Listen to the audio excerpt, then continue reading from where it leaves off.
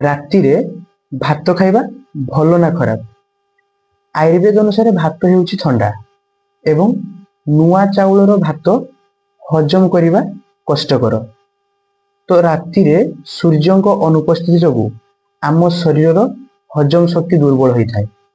ତେଣୁ ରାତିରେ ଭାତ ଖାଇଲେ ଆମର ହଜମ କରିବାରେ ସମସ୍ୟା ସୃଷ୍ଟି ହୋଇଥାଏ। ଭାତରେ କାର୍ବୋହାଇଡ୍ରେଟ୍ ଅଧିକ ଥିବାରୁ ରାତିରେ ତୁରନ୍ତ ଖାଇ ଶୋଇଲେ ଏଥିରୁ ଉତ୍ପନ୍ନ ହେଉଥିବା ଶକ୍ତି ଆମ ଶରୀରରେ ଚର୍ବି ଭାବେ ସଞ୍ଚିତ ହୋଇଥାଏ ଏବଂ ଓଜନ ବଢ଼ାଇବାରେ ସାହାଯ୍ୟ କରିଥାଏ, ଯାହାଫଳରେ ଆମର ଗ୍ୟାସ୍, ବଦହଜମି ଏବଂ ପେଟ ସମସ୍ୟା ଦେଖା ଦେଇଥାଏ। ଆପଣମାନଙ୍କ ପାଇଁ ଟିପ୍ସ, ରାତିରେ ସବୁଠାରୁ ହାଲୁକା ଖାଦ୍ୟ ଖାଆନ୍ତୁ ଏବଂ ଖାଦ୍ୟ ଖାଇବାର 2 ଘଣ୍ଟା ପରେ ଶୁଅନ୍ତୁ।